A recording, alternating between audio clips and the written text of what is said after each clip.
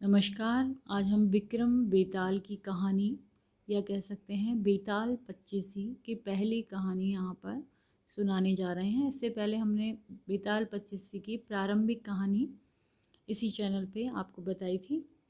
आज की कहानी इस तरह से है। राजा विक्रमादित्य बेताल को अपनी कंधे पे ले जाके पीठ पे ले जाके रास्ते में जा रहे होते हैं। रास्ते में बेताल ने राजा को एक नई कहानी शुरू की और बेताल सुनाता है। एक बार की बात है, काशी में एक राजा था जिसका नाम था प्रताप मुकुट। उसकी एक संतान थी जिसका नाम था वज्र मुकुट। एक दिन वज्र मुकुट दीवान के बेटे के साथ शिकार करने के लिए जंगल जाता है। काफ़ी घूमने के बाद उन दोनों को एक तालाब दिखा जिसमें कमल खिले थे और हंस उड़ रहे थे। उन्होंने देखा कि तालाब में एक राजकुमारी अपनी सहेलियों के साथ स्नान करने आई है। राजकुमार और राजकुमारी दोनों एक दूसरे को देखकर मोहित हो जाते हैं, जबकि दीवान का बेटा वहीं एक पेड़ के नीचे आराम करने लगा। राजकुमारी ने एक कमल के पत्ते को लेकर कान में लगाया, दंत पत्र से देर तक दांतों को खुरचा, एक दूसरा कमल माथे पर तथा हाथ अपने हृदय पर रखा। किंतु राजकुमार ने उस समय इसके इशारों का मतलब नहीं समझा। उसके जाने के बाद राजकुमार काफ़ी दुखी हुआ और अपने मित्र के पास लौटकर सारी बात उसको बताई। राजकुमार बोला, मैं राजकुमारी के बिना नहीं रह सकता, लेकिन मुझे इस राजकुमारी के बारे में कुछ भी पता नहीं है। इसके कहाँ पे रहती है, इसका क्या पता है, क्या नाम है, कुछ नहीं पता। वह कहाँ रहती है और उसका क्या नाम है। दीवान के बेटे ने सारी बातें सुनी और राजकुमार को दिलासा देते हुए बोला, राजकुमार आप घबराइए मत, राजकुमारी ने हमको सब कुछ बता दिया है। आश्चर्यचकित होते हुए राजकुमार ने कैसा पूछा कि वो कैसे कैसे बताया।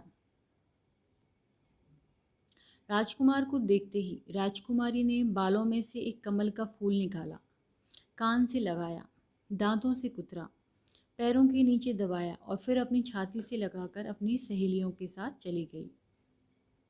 दीवान के बेटे ने राजकुमार को बताना शुरू किया कि राजकुमारी ने कमल के फूलों को बालों से निकालकर कानों में लगाया। यानी राजकुमारी ये कहना चाहती है कि वह कर्नाटक की रहने वाली है। दांत से फूल को कुतरा, इसका मतलब है कि उसके पिता का नाम दंतावट है। फूल को पाँव से दबाने का मतलब था कि राजकुमारी का नाम पद्मावती है। और फूल को सीने से लगाने का मतलब था कि अब आप उसके हृदय में बस चुके हैं, वो आपसे प्रेम करती है। यह सब सुनते ही राजकुमार बहुत ज़्यादा खुश हो गया। दोनों दोस्त कई दिन तक वहीं पे घूमते फिरते रहे और घूमते फिरते वो कर्नाटक पहुंच गए। जब वो दोनों राजमहल के निकट पहुंचे तो उन्होंने एक चरखा चलाती हुई बुजुर्ग महिला को वहां पर देखा।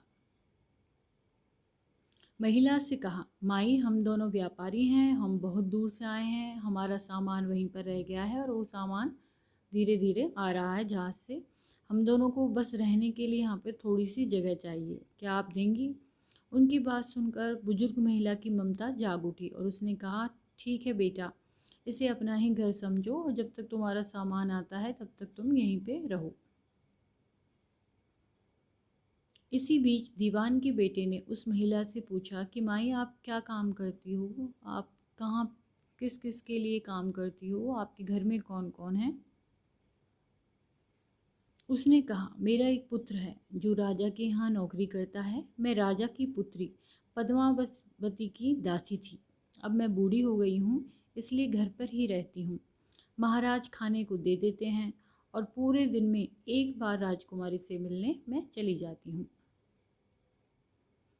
राजकुमार ने बूढ़ी औरत को कुछ धन दिया और राजकुमारी तक संदेशा पहुंचाने के लिए उसको बोला कि आप ये धन लीजिए और उनके पास संदेशा पहुंचाइए। राजकुमार ने उस बूढ़ी महिला को कहा, माई कल तुम जब राजकुमारी के पास जाओ तो उनसे कहना कि जेठ सुदी पंचमी को तुम्हें नदी के पास जो राजकुमार मिला था वो तुम्हारे राज्य में तुमसे मिलने के लिए आएगा।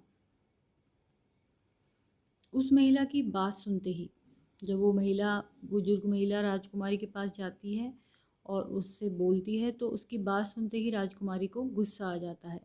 उन्होंने हाथ में चंदन लगाकर उस महिला के गाल पर तमाचा मारते हुए कहा, राजकुमारी ने उस बुजुर्ग महिला के गाल पे तमाचा मारा, हाथ में चंदन लगाकर, तुम मेरे घर से निकल जाओ। बूढ़ी औरत की ये बातें सुनकर कि उसने ऐसे चांटा मारा है राजकुमारी ने, राजकुमार चौंक जाता है। फिर राजकुमार के मित्र ने राजकुमार को धैर्य बंधाते हुए कहा, राजकुमार आप चिंतित मत होइए। राजकुमारी ने उंगलियों को सफ़ेद चंदन में डुबोकर गाल पर मारा है। इसका मतलब है अभी कुछ दिन चांदनी के हैं और जब वो समाप्त हो जाएंगे तब अंधेरी रात में मैं राजकुमार से मिलूंगी। इसका मतलब ये है। कुछ दिन बाद बूढ़ी महिला फिर राजकुमारी के पास राजकुमार का संदेशा लेके पहुंचती है। इस बार राजकुमारी ने केसरी रंग में 3 उंगलियां डुबोकर बूढ़ी महिला के मुंह पर मारते हुए कहा, भागो यहाँ से। फिर उस महिला ने आकर राजकुमार को सारी बात बताई कि उसने 3 उंगलियां केसरी रंग में करके मेरे गाल पे मारी हैं। राजकुमारी ऐसा सुनकर और भी दुखी हो गया। इस पर दीवान के बेटे ने राजकुमार से कहा, इसमें दुखी होने की कोई भी बात नहीं है। राजकुमारी ने कहा है कि अभी उसकी तबीयत ठीक नहीं है, इसलिए 3 दिन और रुक जाओ। 3 दिन बाद वो बूढ़ी महिला फिर राजकुमारी के पास जा पहुंची। इस बार फिर से राजकुमारी ने उस महिला को फटकारा और पश्चिम की खिड़की से बाहर जाने के लिए कहा कि ये जो पश्चिम में खिड़की है, इससे तुम बाहर निकल जाओ। तब दीवान के बेटे ने राजकुमार को समझाते हुए कहा कि मित्र, राजकुमारी ने आपको उस खिड़की की तरफ बुलाया है।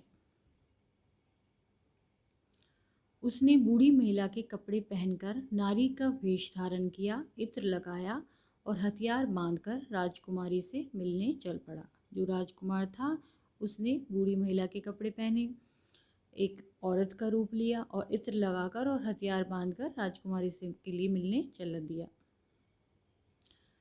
तो रात में वो वहीं पे रहता है और दिन निकलते ही राजकुमारी क्या करती है, उस राजकुमार को सबसे छिपा देती है। फिर अचानक से राजकुमार को अपनी दोस्त की याद आती है। कुछ दिनों बाद राजकुमार ने राजकुमारी को अपने मित्र के बारे में बताया था। राजकुमार ने कहा कि वह मेरा बहुत अच्छा और चतुर दोस्त है, उसी की वजह से मैं तुमसे मिल पाया हूँ। यह सुनने के बाद राजकुमारी ने राजकुमार को कहा, मैं तुम्हारे दोस्त के लिए स्वादिष्ट भोजन बनवाती हूँ, तुम उसे भोजन कराकर और उसे समझाकर वापस आ जाना। मिलने के बाद राजकुमार ने अपने मित्र को सारी बात बता दी कि मैंने राजकुमारी को तुम्हारे बारे में बताया है और सारी बातें बता दी हैं। तो राजकुमार ने कहा, मैंने तुम्हारी चतुराई के बारे में भी राजकुमारी को बताया है और राजकुमारी ने तुम्हारे लिए भोजन भिजवाया है। उसने राजकुमार से कहा कि यह तो तुमने ठीक नहीं किया। राजकुमारी समझ गई है कि जब तक मैं तुम्हारे साथ हूँ तब तक वह तुमको अपने बस में नहीं कर सकती, इसलिए उन्होंने इस खाने में जहर डालकर भेजा है। यह कहते ही दीवान के बेटे ने उससे खाने से एक लड्डू लेकर, जो उसने राजकुमारी ने भेजा था उसमें से एक लड्डू लेकर कुत्ते को दे दिया। लड्डू खाते ही कुत्ते की मृत्यु हो जाती है। यह देखते ही राजकुमार को बहुत बुरा लगता है कि मैं अब उस राजकुमारी के पास नहीं जाऊंगा। दीवान के बेटे ने राजकुमार से कहा, नहीं, अब कुछ ऐसी तरकीब निकालनी चाहिए जिससे कि हम उसे साथ में लेकर अपने घर लेके जा सकें। आज रात तुम वहाँ जाओ और जब राजकुमारी सो रही हो तब तुम उसकी बाईं जांघ पर त्रिशूल का निशान बना देना, फिर उसके गहने लेकर आ जाना। राजकुमार वो गहने महल के पास एक सुनार के पास ले गया, वो ले आया वहाँ से, और सुनार ने गहनों को देखते ही पहचान लिया और राजकुमार को कोतवाल के पास ले गया। कोतवाल ने राजकुमार से सवाल पूछे तो राजकुमार ने कहा, ये गहने मुझे मेरे गुरुजी ने दिए हैं। उसको पहले ही उसके दोस्त ने कह दिया था कि जब तुम्हें कोतवाल पकड़े तो बोल देना कि मेरे गुरु ने दिए हैं। गुरु कौन है? दोस्त। यह सुनने के बाद कोतवाल ने गुरु यानी दीवान के बेटे को भी पकड़ लिया और राजा के दरबार में ले गया। राजा ने पूछा, योगी महाराज, आपको ये कीमती गहने कहाँ से मिले?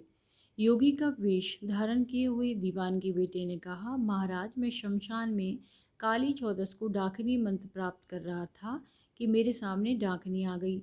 मैंने उसके जेवर उतार लिए और उसकी बाईं जांग पर त्रिशूल का छाप बना दिया था। यह सुनते ही राजा महल में गया और उसने रानी से कहा कि पद्मावती की बाईं जांग में देखो, कहीं राजकुमारी की जांग पर त्रिशूल का छाप तो नहीं है।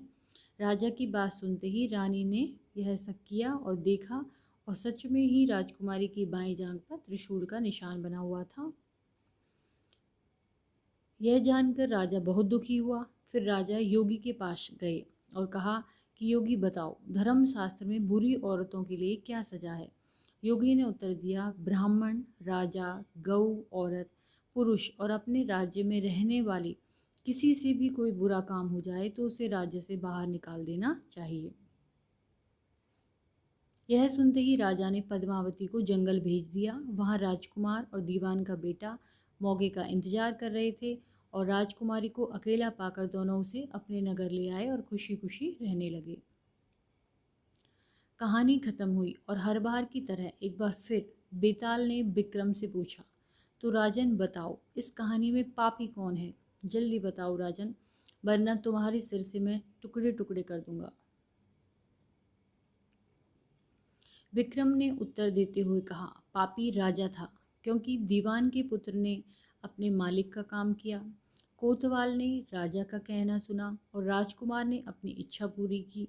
लेकिन इस कहानी में राजा पापी था। उसने बिना सोचे विचारे राजकुमारी को राज्य से बाहर निकाल दिया। विक्रम के इतना कहते ही बेताल फिर उड़कर पेड़ पर जा लटका।